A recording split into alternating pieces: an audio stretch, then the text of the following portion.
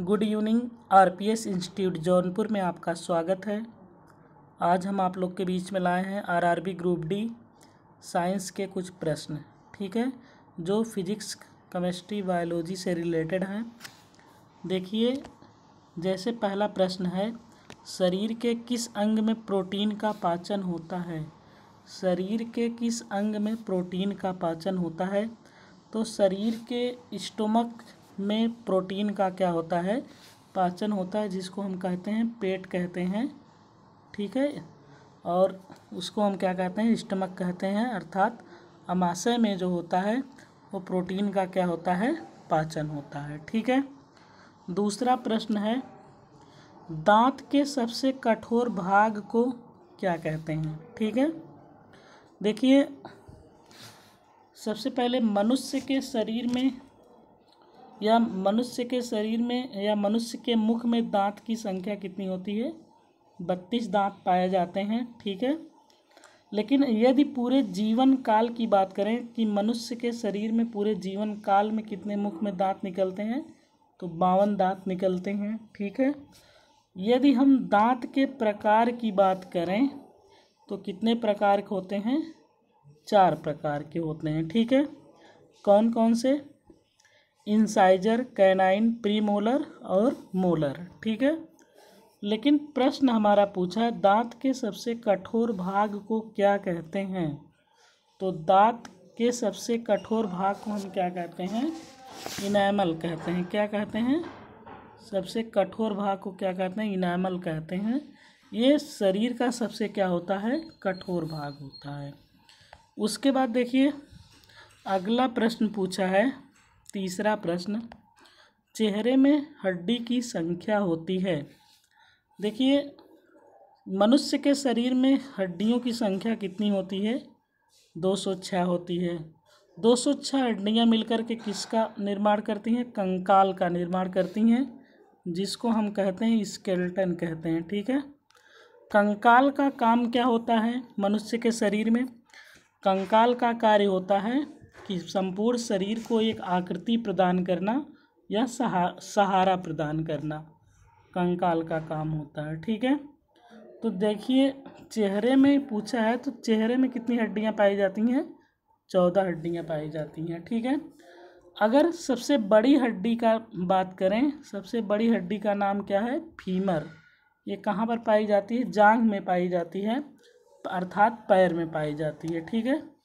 यदि हम सबसे छोटी हड्डी की बात करें, सबसे छोटी हड्डी कहाँ पर पाई जाती है? हमारे कान में पाई जाती है, जिसका नाम क्या होता है? स्टेपीज।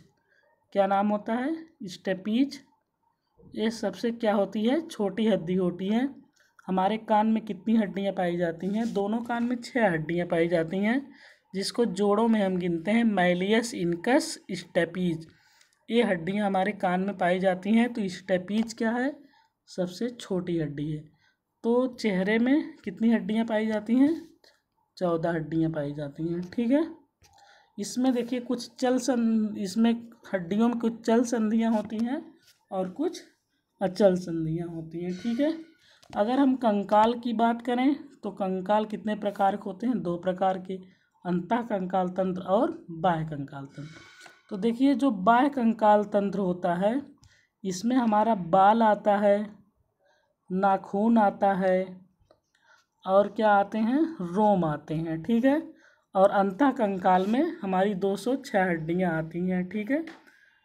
उसके बाद देखिए, अगला प्रश्न है हमारा, आधुनिक आवर्त सारणी का आधार क्या है? आधुनिक आवर्त सारणी या आधुनिक आवर्ती वर्गीकरण का क्या है? आधार क्या है? तो इसमें परमाणु क्रमांक या परमाणु संख्या होगी, ठीक है। क्या होगा? परमाणु क्रमांक होगा। क्या होगा? परमाणु क्रमांक। उसके बाद देखिए,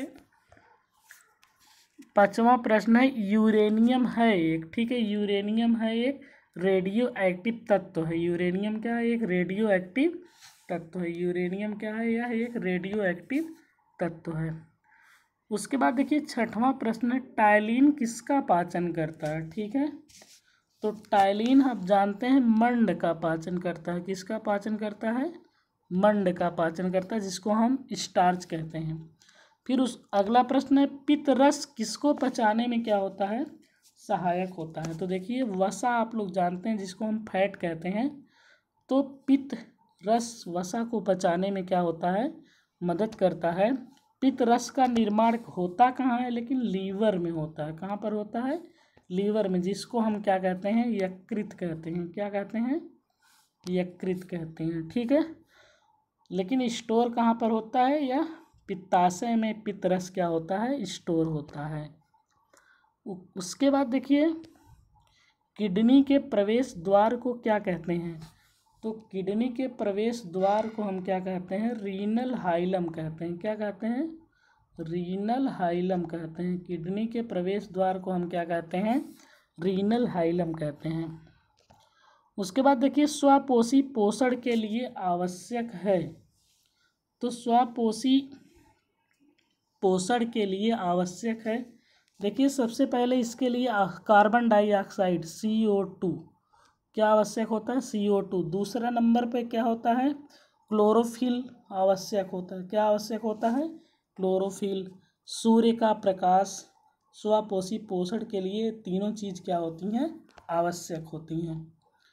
उसके बाद देखिए रेनिन का स्राव कहाँ से होता है। तो देखिए रेनिन का स्राव जो होता है ये अमाशय में होता है। कहाँ पर होता है, अमाशय में होता है रेनिन का स्राव। मछली के हृदय में कोष्ठकों या चैम्बर की संख्या कितनी होती है, तो 2 होती है। मछलियों के अंदर जो हार्ट पाया जाता है उसमें 2 चैम्बर होते हैं। और मनुष्य के हार्ट में कितने चैम्बर होते हैं, 4 चैम्बर होते हैं। कितने चैम्बर होते हैं, 4। वहीं मछली की बात करें तो 2 चैम्बर होते हैं, ठीक है। उसके बाद 12 नंबर का प्रश्न है, पौधों व वायुमंडल के बीच गैसों का आदान प्रदान होता है, ठीक है। किसके माध्यम से होता है, तो हम लोग स्टोमेटा या रंध्र का नाम आप लोग सुने होंगे, तो इसके माध्यम से होता है, ठीक है। अब उसके बाद देखिए 13 नंबर का प्रश्न है, हम वाष्पोत्सर्जन की बात करें कि शाम के समय वाष्पोत्सर्जन की दर तीव्र होती है कि मध्यम होती है कि एकदम कम होती है। तो शाम के समय वाष्पोत्सर्जन की दर क्या होती है, कम होती है, क्योंकि सूर्य का प्रकाश उस समय बहुत कम होता है। उसके बाद देखिए मस्तिष्क के टेम्पोरल पाली किस कार्य में सहायक होती है। तो देखिए मस्तिष्क का जो टेम्पोरल पाली होती है, ये हमको श्रवण में क्या करता है, मदद करता है। किस में मदद करता है, श्रवण में मदद करता है, ठीक है। और मस्तिष्क में कितनी हड्डियां पाई जाती हैं, 8 हड्डियां पाई जाती हैं, ठीक है। Frontal, parietal, temporals, occipital, sphenoid, ethmoid, ठीक है। ये 8 हड्डियां क्या होती हैं, पाई जाती हैं, जिसमें कुछ की संख्या 2 होती है और कुछ की संख्या 1 होती है, ठीक है। उसके बाद देखिए वृषण तथा अंडाशय की वृद्धि को प्रभावित करने वाला हार्मोन्स है, ठीक है। तो वृषण तथा अंडाशय, तो वृषण मेल में, अंडाशय फीमेल में। तो देखिए मेलेटोनिन नामक हार्मोन्स जो होता है,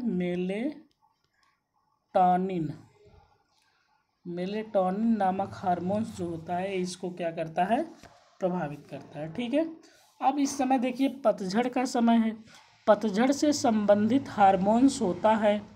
तो देखिए पतझड़ से संबंधित हार्मोन्स कौन सा होता है, ऑक्सीन हार्मोन्स पतझड़ में क्या होता है, सहायक होता है। अब देखिए विटामिन की बात करें तो इसमें पूछ रहा है वसा में घुलनशील विटामिन। तो वसा में घुलनशील विटामिन ADEK, ठीक है। ADEK ये किस में घुलनशील विटामिन है, वसा में घुलनशील विटामिन है, ठीक है। उसके बाद देखिए परिपथ में धारा का पता लगाया जाता है, अर्थात परिपथ में धारा की उपस्थिति का पता कैसे हम लगाते हैं।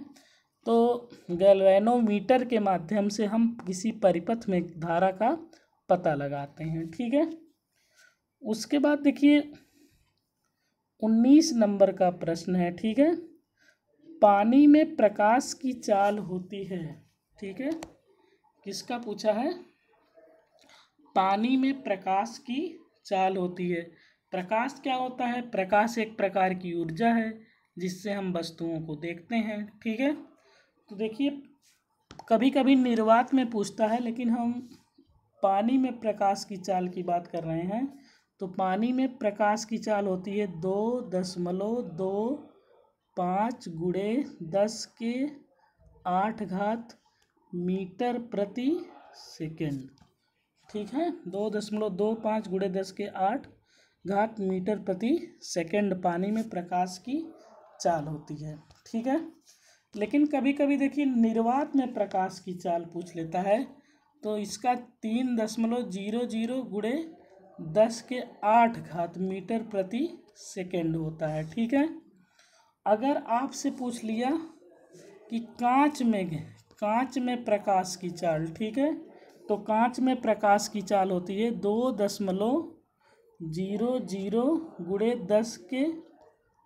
10⁸ मीटर प्रति सेकेंड। ठीक है, उसके बाद देखिए अगला पूछा है वायु में ध्वनि की चाल होती है। तो देखिए वायु में जो ध्वनि की चाल होती है वो कितनी होती है?